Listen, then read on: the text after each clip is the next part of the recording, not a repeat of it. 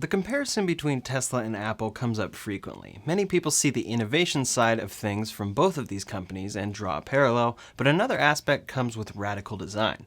Apple is known for some questionable design choices that end up working anyway in the long run, and the same has been the case with Tesla in the last few years.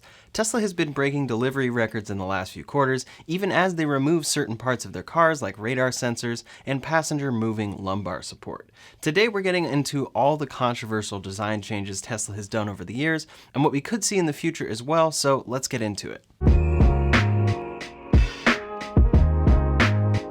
First, let's talk a bit about Apple. Apple remains the biggest company in the world by market cap, with a market cap over $2 trillion.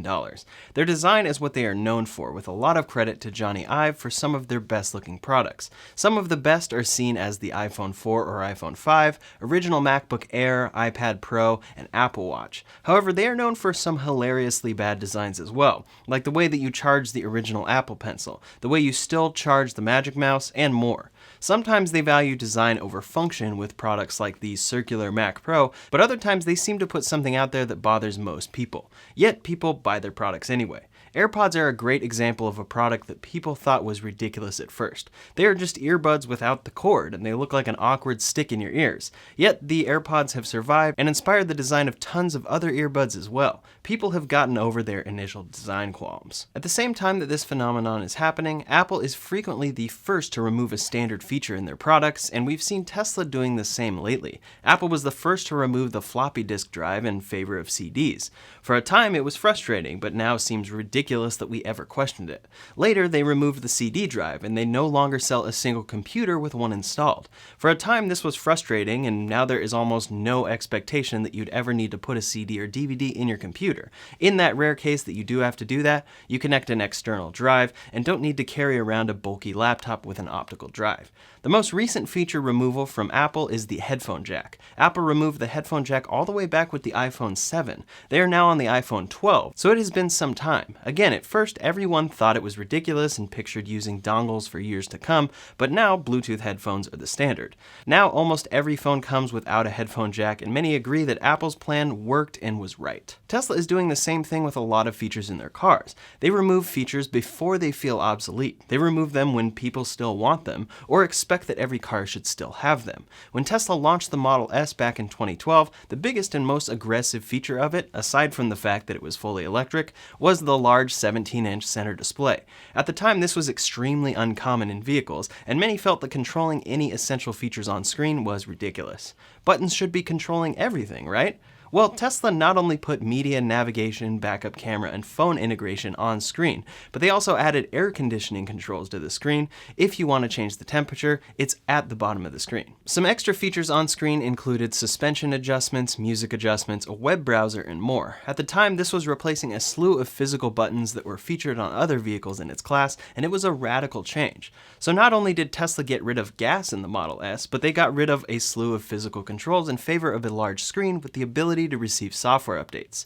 This interface has changed a ton over the years, but the most extreme changes came with the launch of the Model 3. The Model 3 was a radical vehicle for many reasons, first being Tesla's goal of getting it down to a price of $35,000. Technically, this Model 3 did arrive but disappeared, and the cheapest one you can buy now is $40,000. Regarding design though, the Model 3 changed a lot from the ground up. First, it literally does not come with a key or a key fob. It comes with two key cards that fit in your wallet, but the main key is your smartphone unlocking and locking via Bluetooth. Right there, that's a big change from almost every other car you can buy. Then comes the interior. The Model 3 went all in on a touchscreen featuring one 15-inch touchscreen and no instrument cluster. Instead, that information is on the left side of the screen, and the interior is incredibly minimal as a result. Almost everything is controlled on screen, and the only real buttons are a few controls on the steering wheel. The air conditioning is exclusively controlled on screen, as there are no physical vents that you can touch or adjust aside from the screen. The windshield wipers can be initiated from the Stalks, but you have to adjust those on screen as well if you don't want to use auto windshield windshield wipers. Those are huge changes from what cars are expected to include. Tesla does this for multiple reasons, including minimalist design and parts simplification, but also cost reduction. The battery pack is the most expensive part of this car, so they need to find creative ways to simplify and reduce costs, and utilizing the screen for more features works well for this case. Now that I've driven a Model Y with the same screen for over a year, I don't miss any physical buttons, and I much prefer it to a more complicated design that still seems to be the standard in vehicles today. When you look in a Model 3, you basically see some seats, a steering wheel, and a screen. And that is one of the huge changes where Tesla is removing things before customers think they should. However, many are coming around as Tesla continues to sell out of these cars in particular. The latest, biggest, and most controversial changes we've seen from Tesla yet come with the new Model S and X refresh. First, they changed to a horizontal screen, changing the classic vertical screen from all the way back in 2012. Next, they took the invisible AC from the Model 3 and put it on these cars, so 100% of your climate controls are on screen. The instrument cluster remains, but the most obvious change is the Yoke steering wheel, and we're going to do a deep dive into this one. There are two main aspects of the Yoke, and the first has nothing to do with the shape, but the removal of drive stalks. Tesla removed the drive stalks in the Model S and X, meaning that all functions controlled by those stalks have been moved elsewhere. First, the blinkers and brights have been moved to buttons on the wheel itself. These buttons use haptic feedback and are pressure sensitive, responding differently based on how hard you press. On the right is your horn button, windshield wiper controls, voice command, and the scroll wheel now controls Autopilot. Autopilot is currently controlled by the right stalk on the Model 3 and Model Y. Now for shifting, this has been moved to the screen, which is a non-starter for some people. You want me to tap or swipe on a screen to put my car in drive? Well, again, Tesla is putting in new features here. The first chooses drive or reverse for you when coming out of park and clearly displays it on screen. It's usually correct and guesses right, but it's easy to see and override if it's wrong. Then if you shift manually for something like a 3-point turn, you do so by swiping on screen. In my experience testing this feature, I was actually amazed at how quickly the interface responds, to the point where I don't mind it at all. When you really think about it, how often are you shifting into reverse? Maybe once or so every drive. So Tesla decided that having a stock dedicated to this has become unnecessary. Additionally, everything they do is designed for the future of full self-driving. Eventually, they want to make their cars without a steering wheel because full self-driving is the best and safest option for driving. This is part of why they have removed certain driving features preemptively, in the same way Apple does. Drivers think they're essential, and Tesla thinks that they won't be in a few years. Also, even if they are, their alternatives are good and easy enough to use that they work well and help with the minimalist aesthetic inside. The second part of the Yoke is obviously its shape. Tesla is quite literally reinventing the wheel here and not giving the option for any other steering wheel on these cars as of yet. This has sparked a huge debate amongst fans and critics as to how useful this wheel actually is. Many argue that Tesla should have changed the steering rotation or not put in this wheel at all. Others argue that it just takes some getting used to or is better than a normal steering wheel altogether. Omar, one of the first 25 to take delivery of a Plaid Model S, who also kindly let me review his car, posted a video of his first Yoke testing for the Tesla Motors forum. In it, you can see some initial awkwardness due to the years of muscle memory on a normal wheel, but this video ended up blowing up with people commenting and saying, quote, "This dude uses the Yoke in the Tesla Model S and it looks abysmal. Turning rotation is so stupid. Model S is 900 degrees. F1 car with same Yoke style is 300 to 400 degrees. And the dude accidentally hits the horn on the dumb rotating capacitive buttons at 145. Bad." Of course, he has a very strong opinion against this wheel, and the fact that it rotates like normal. Others said, quote, "Seeing some videos of the new Tesla Yoke, it should be called a yike." Carbuzz said Tesla's Yoke steering wheel looks like a terrible mistake. Roadshow called it a safety risk, and Motor Trend, after reviewing it for some time, said, quote, "In a daily driver like the Model S, it's pointlessly annoying." Motor Trend did some true intensive testing with the wheel, so their opinion might be more accurate than a lot of these takes, but still, these are all from people who do not actually own the new Model S with the Yoke. So what are owners saying? Known Tesla fan Ross Gerber said, quote, "The Tesla Model S Plaid Yoke is the appropriate device for a car that is really more similar to a fighter jet. A luxury, safe fighter jet, with YouTube and air-cooled seats. It's a masterpiece of Elon Musk vision."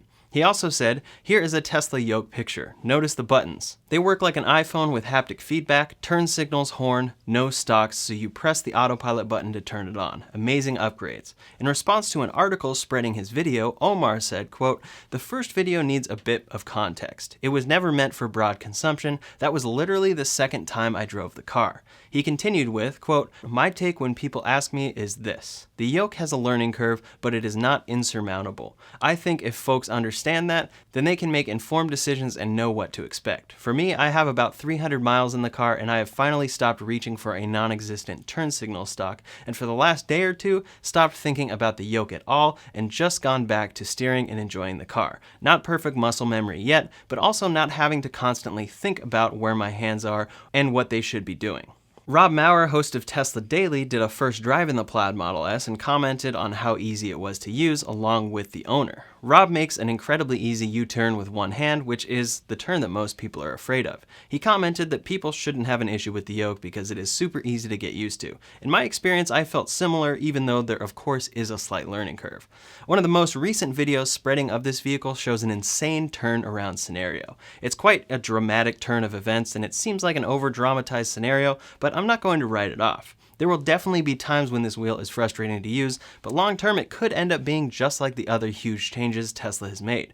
No speedometer in front of you in the Model 3 and Y has become a non-issue, and it was a huge controversy at first. And the Yoke may become just like that as well when more and more people get used to it after years of traditional steering wheel muscle memory. So those are the biggest changes Tesla has made to design, removing features that people see as essential. The Yoke is brand new, so it's still in the phase that the iPhone 7 was at release, but in a few years it could become the standard. Even Toyota has already planned a Yoke for their BZ4X electric vehicle concept. For Tesla, the Roadster was unveiled with a Yoke back in 2017, which makes a lot of sense for that sports car. Additionally, the Cybertruck was also unveiled with a Yoke. Going forward, it seems that Tesla and Elon Musk like this design. Elon said, quote, "I've been driving with the Yoke for a while, and it's great in my opinion. Progressive steering would require complex gearing or drive-by-wire without direct mechanical link. We'll aim for that in a few years." Here he is referring to a large turning rotation still required by the Yoke, and how it will remain along with the Yoke that he thinks is great. The Yoke is here to stay, and we may even see it make its way to the Model 3 and Model Y, depending on how popular it is or how valuable Tesla feels that it is. Even without the Yoke, the removal of stalks is likely to come. Those buttons on the Model S and X Yoke make for an even cleaner dash, so we could definitely see the stalks disappear in favor of a futuristic stockless steering wheel on future Model 3s and Ys. On those cars, the shape of the Yoke wouldn't really help the instrument cluster visibility like it does on the Model S and X, but the rest of its features could be attractive to customers if the general opinion comes around. Another feature Tesla recently removed suddenly, and arguably before they should have, is radar. They removed radar sensors in favor of Tesla Vision, but the software wasn't ready and most assumed that they really needed that radar. Now safety tests are verifying the safety of the Tesla Vision system on par with the older system, and features have begun getting restored with software updates. Tesla is 100% focused on camera data for their full self-driving system that they plan to achieve level 5 autonomy with eventually. Most other manufacturers think they'll need LiDAR and radar for that, but Tesla is looking into the future and never even built radar into their cars. They see LiDAR the same way Apple sees a headphone jack. An option today, but not the future of the product.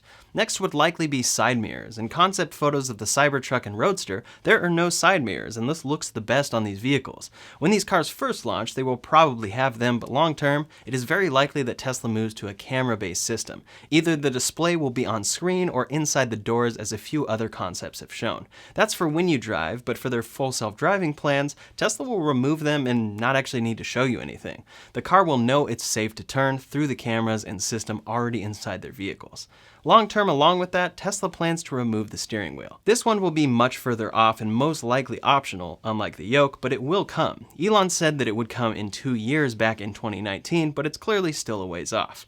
In any case, they are planning for this, and it is part of why they keep dropping certain standard driving features in their vehicles. You don't really need the best possible and accessible driving features if the car that you have is driving itself most of the time. For the time being, though, they are balancing this with the movement of features to the screen that you ultimately don't use too often.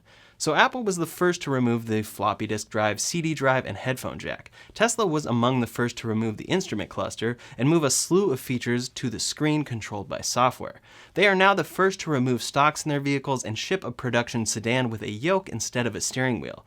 Going forward, most feature removals will likely relate to full self-driving, but they always have to balance those with making the car fun to drive. After all, Teslas are incredibly fun to drive, and even if they end up driving themselves safer than humans can, people will still want the fun of driving that car.